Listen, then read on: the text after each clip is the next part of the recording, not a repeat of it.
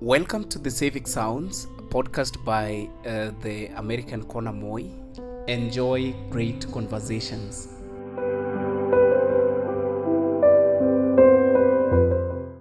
All right, welcome to Civic Sounds, a podcast by American Corner Moi.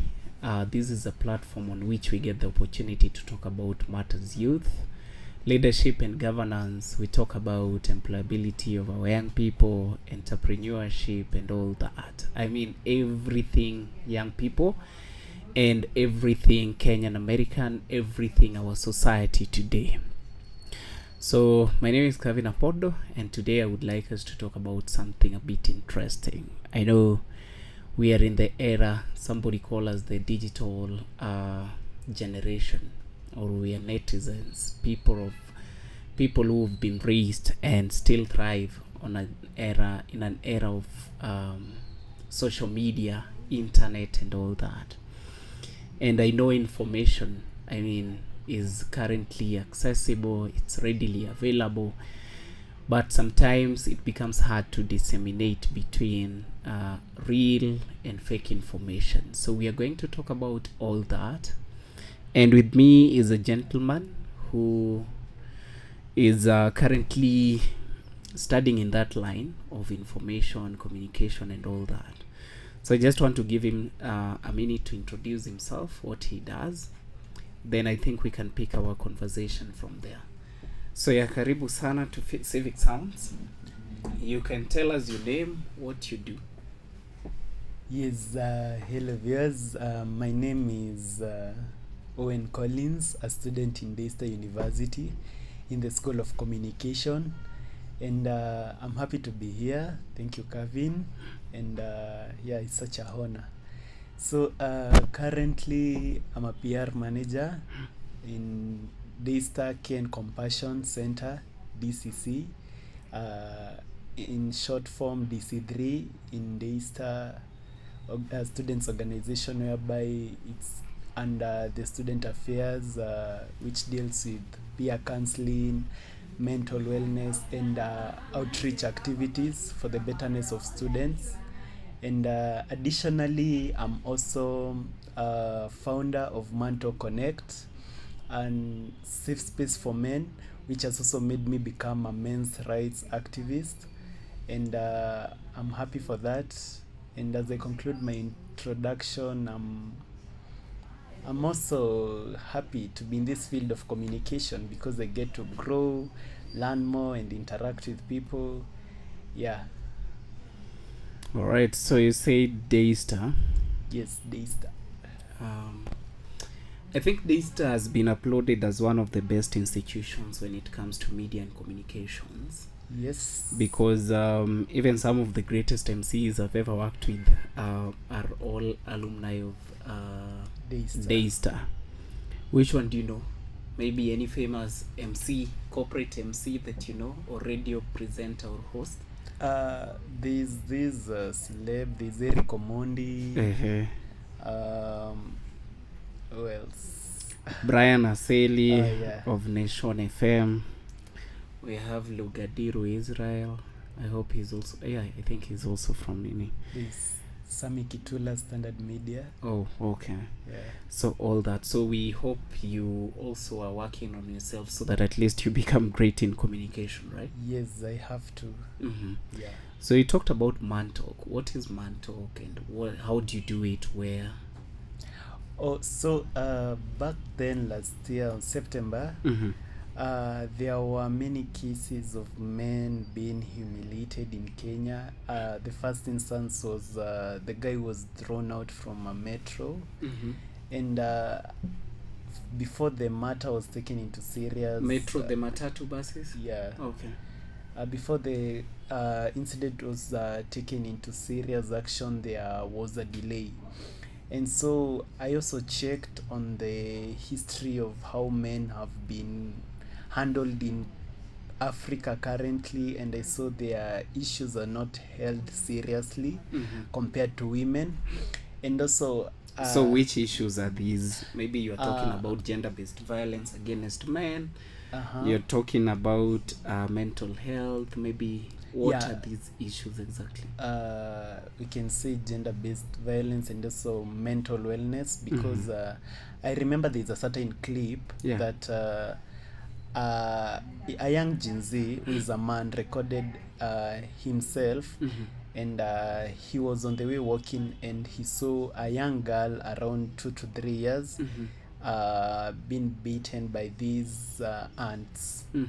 And the man was claiming he cannot go and help the young child Mhm. because the society will take him in a negative way.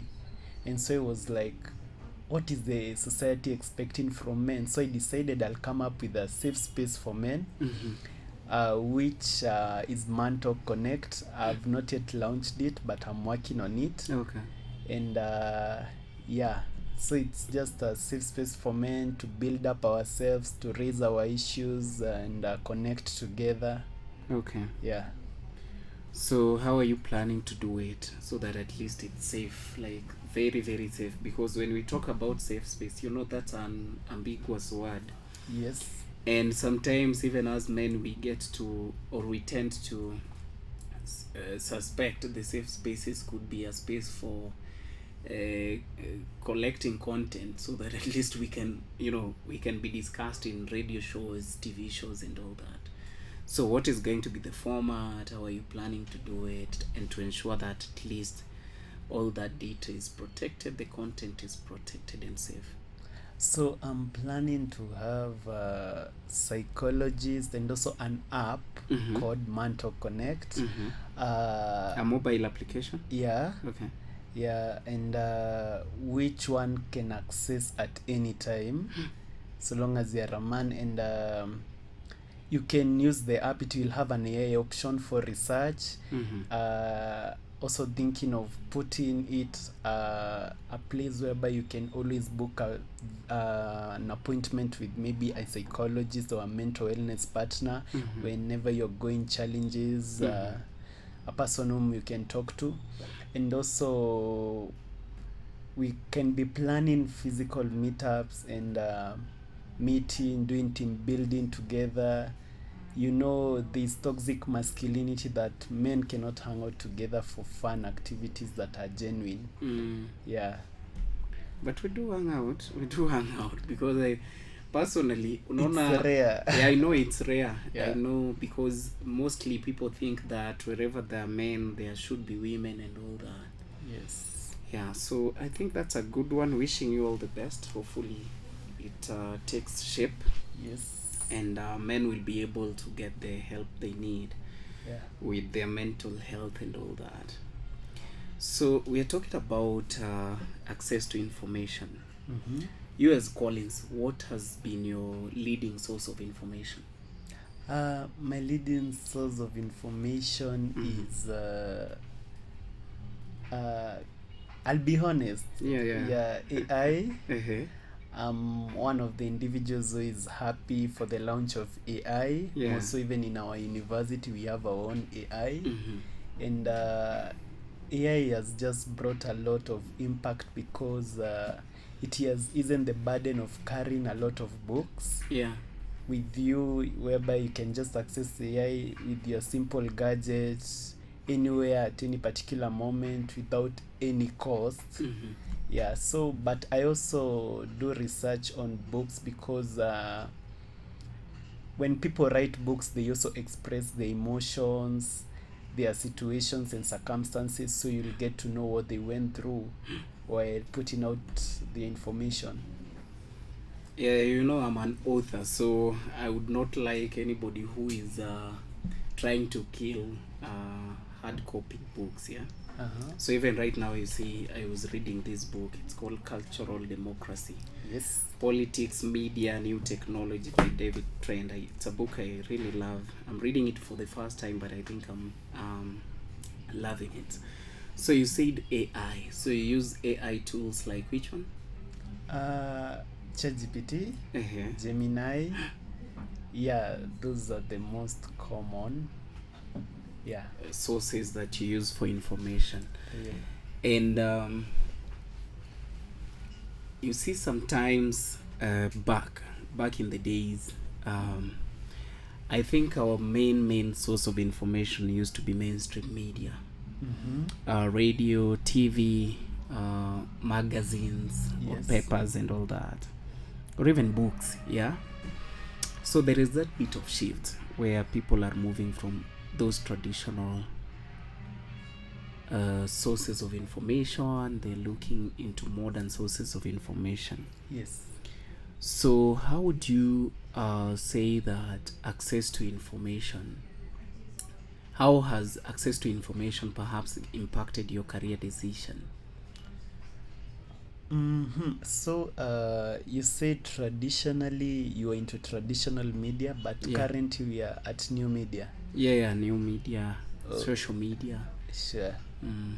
So I think that's a great improvement in the industry because it encourages people to yearn to know more about these new media, social media platforms, and to engage in them, market themselves, market what they can do, market their businesses. So it's something positive, and I believe the introduction of the new media platforms is far much better because it leads to faster delivery of information compared to traditional media such as the magazine, the newspaper, whereby you have to wait for it to be published for you to receive the information. And like TVs and radio, information has to be edited before released. But now in new media, we see just something has happened 2 minutes ago. It has gone. It has not undergone editing. So it's not censored. Yeah, it's just published. Yeah, raw information. Yeah. So how has that availability of information like shaped your career decisions, even deciding on the course you wanted to do, or even the initiatives that you've said you run? How has that really played a role for you?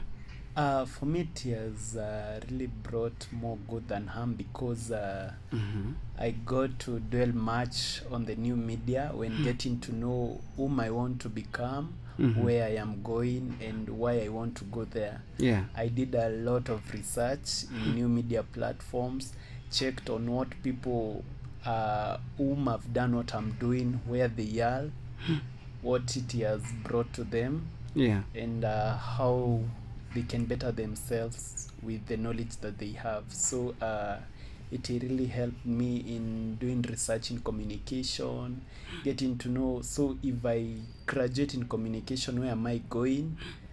Yeah, what will I be doing? Okay. Yeah.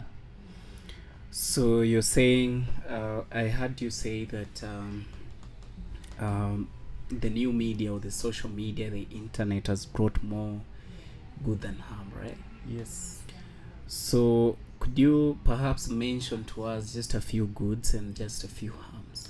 So few goods. I'll begin with the goods. Faster delivery of information, and you can access information anywhere at any circumstance, so long as you're just connected to the internet. And at the same time, it has brought harm because there's misinformation.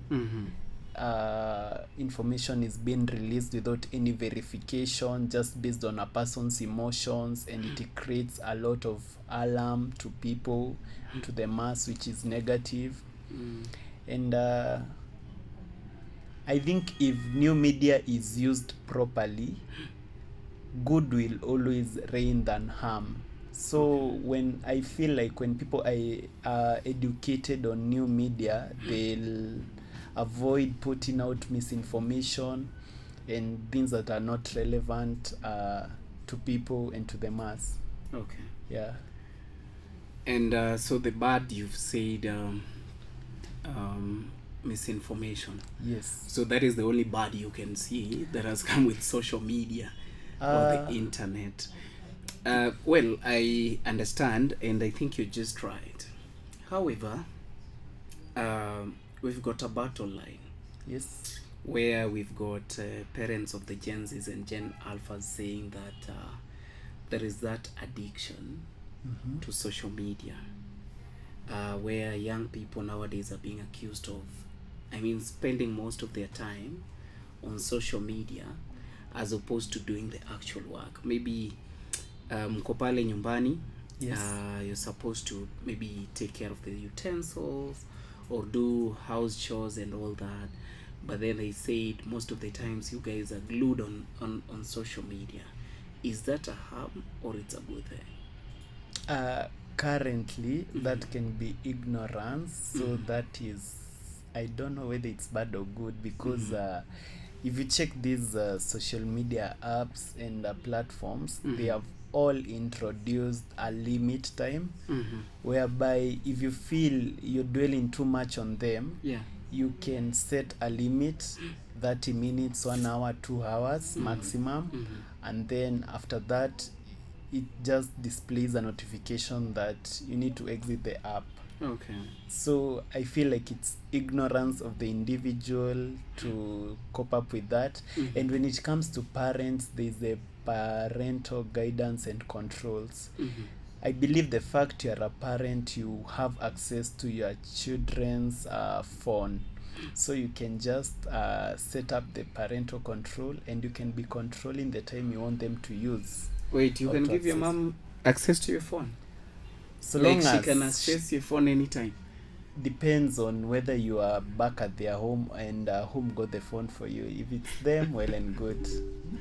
Okay, that's a bit interesting. That's a bit interesting. So, we know everything that has been going out in the country, Yes.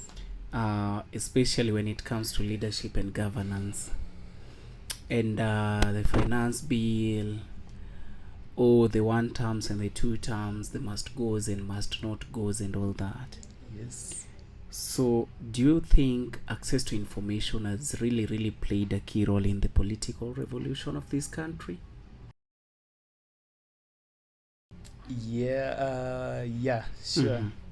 At some point, the government, it is also good because they are able to know what the citizens are going through, Yeah. because it's just uploaded, and I am sure it normally appears on their pages. But at some point, it's also negative for the government, because you find that before something has been made official, it has already leaked to the public, Yeah. which is not good for them, and it just makes something not official anymore. Yeah. So you find if there was a press that was to be done on various issues, you find somebody leaked the information that is going to be released. So when it is released, it has no importance than it could have before. Okay. Yeah. So I think my question is, or was, with everything that is going, the political revolution, Yes. the revolution we have with the leadership and governance of this country, you as Collins, do you really feel that easy access to information has really played a part in that? Yes, because people, I think people are able to know their rights. Yeah. People are able to know their democratic roles easily without the government having to pay people to go and educate them. And yeah, information is there. Okay. Yeah. So information is there and it's playing a part in everything that is going on. Though niko na swali, because something really got me interested. Yes. And I wanted to ask, and even to our viewers, you see, access to information has really played a part in everything that is going on, and that's a good thing. However, I really don't understand why access to this information is not sometimes used in the right way. Because, for example, information around the Nyota project that the government rolled out, yeah? Yes. So I think, or I know that information has been in the public domain for some time now. We've also have information around maybe funding opportunities, or even job opportunities that maybe young people can take advantage of and apply for. Yes. Why are we mostly focusing on the information that is teaching us about our rights, or only on the information that is looking to maybe tell us more about a political character or a political leader or political activity or something of that sort? So I think the moment you are in a leadership position, Yeah. not everybody is pleased with you. Yeah. So there are these characters that will always go and find harming or information concerning you, Mm-hmm. which is of course there because everything now is being linked to social media. Cannot Mhm. trust anyone. So I think the fact that is also letting a lot of citizens just go for this harming information, it's because it takes to take a greater part in our country that it will trend more Yeah. than information that is right. So and everybody is in most people are in a position to look for something that will bring them to a capacity that it will make them get known. They want attention, right? Yeah, so it's just seeking attention and Yeah, I think maybe this could be a call to the young people out there. Can we take advantage of the accessibility of information that we have available? Because access to information, honestly, plays a very, very key role in as far as shaping us as individuals are concerned, you know. So if you can use that information to even make career decisions or make career choices, start and grow your career or even your business, because I mean, sometimes I find it to be a bit personal how we use the information that we get on social media. If we're using information on social media or on the internet for wrong purposes, then I think it might not serve the rightful purpose that was intended for it to be able to serve.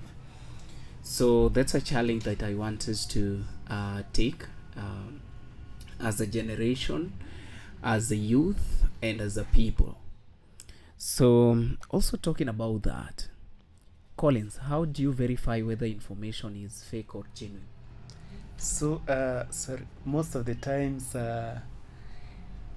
you realize information from this mainstream media, which is also traditional media. Mm-hmm. Most of it is verified Mm-hmm. because it is credible, Mm-hmm. it is evident, Mm-hmm. and they have done research before releasing it. Mm-hmm. So for you to know whether information is true or false, you have to check on if it's verified, if it's credible, and if it has any evidence or backup with it. Okay. So Collins uses traditional media. So traditional media or mainstream media like radio, TVs, and all that. However, we've seen instances where even the radios or the radio platforms, TV platforms, have also been accused of releasing fake information.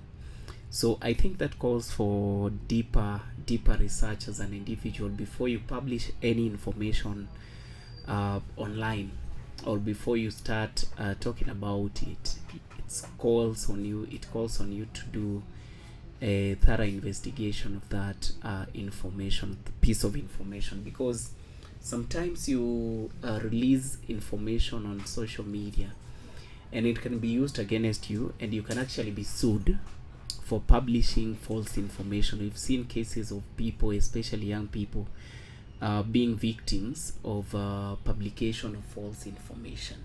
Yes. Right? So do your due diligence with the information. Don't just publish information for the sake of it. So Collins, as we wrap up,